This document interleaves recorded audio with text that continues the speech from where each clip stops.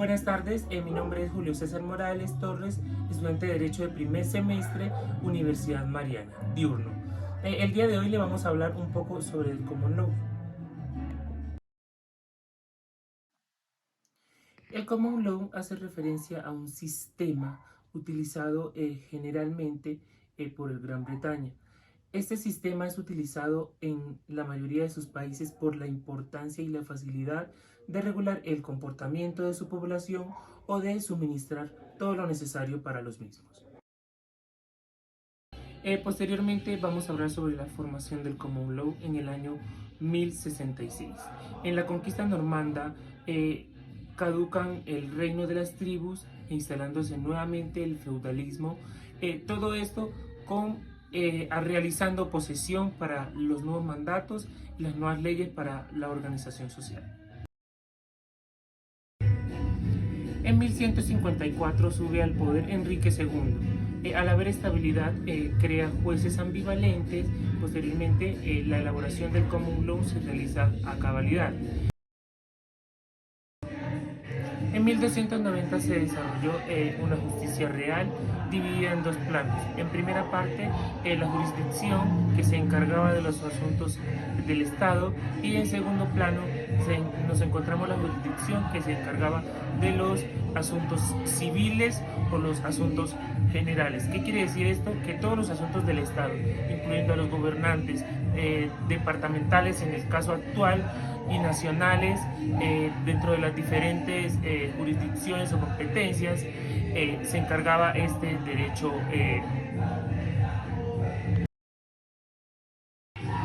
Y en los asuntos generales se encargaba no solamente de la parte civil, sino, como su palabra lo dice, todos los asuntos generales, incluyendo el derecho penal, comercial, derecho contencioso administrativo, etc. En el siglo XIII aparecieron las Cortes Reales de la Justicia. Estas se encargaban precisamente de los asuntos muy importantes. Asuntos importantes como las finanzas, las haciendas, la propiedad, entre otros.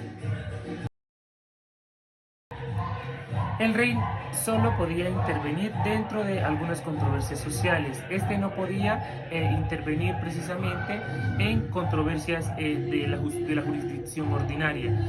El comportamiento se le regula al rey debido a que, para garantizar una autonomía a esas competencias o a esas autoridades, porque ¿para qué tendríamos un grupo de legisladores o de jueces, de fiscales, de policías, de investigadores, de militares, si el juez viene a resolver esto?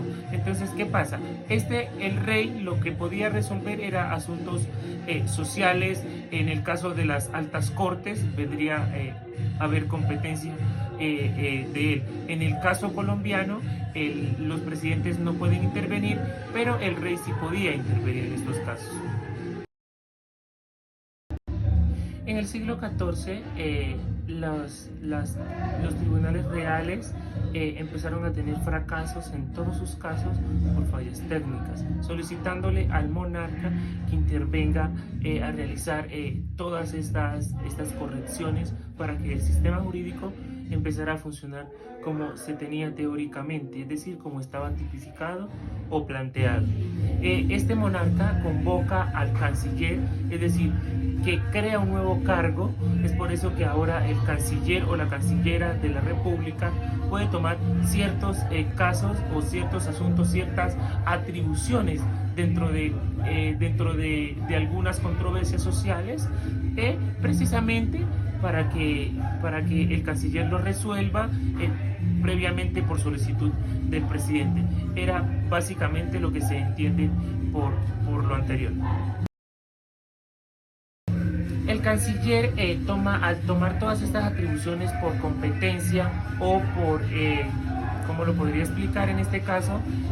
O por solicitud del monarca, o en este caso del presidente, se podía decir que sería, como lo que llamamos ahora, como una demostración o una competencia también de la jurisdicción.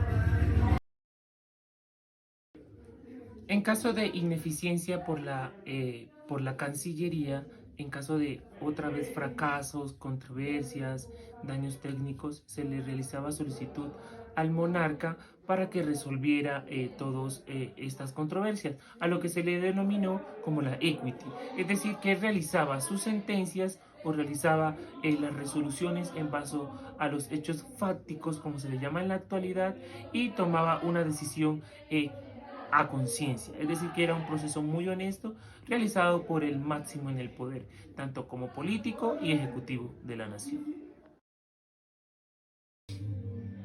Continuamos, vamos a hablar un poco de lo que son las fuentes del common law. Inicialmente tenemos la costumbre, posteriormente tenemos la jurisdicción y finalmente tenemos el derecho español.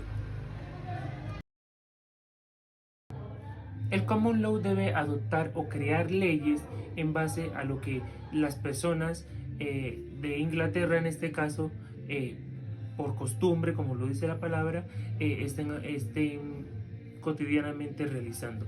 En cuanto a la jurisdicción, en las altas cortes realizaban fallos o sentencias, como las conocemos ahora comúnmente, y de allí se adoptaban eh, se adoptaban parámetros o artículos para volver a crear derecho o para crear normas. Finalizo este video, muchísimas gracias, espero les haya servido, esto fue todo por hoy.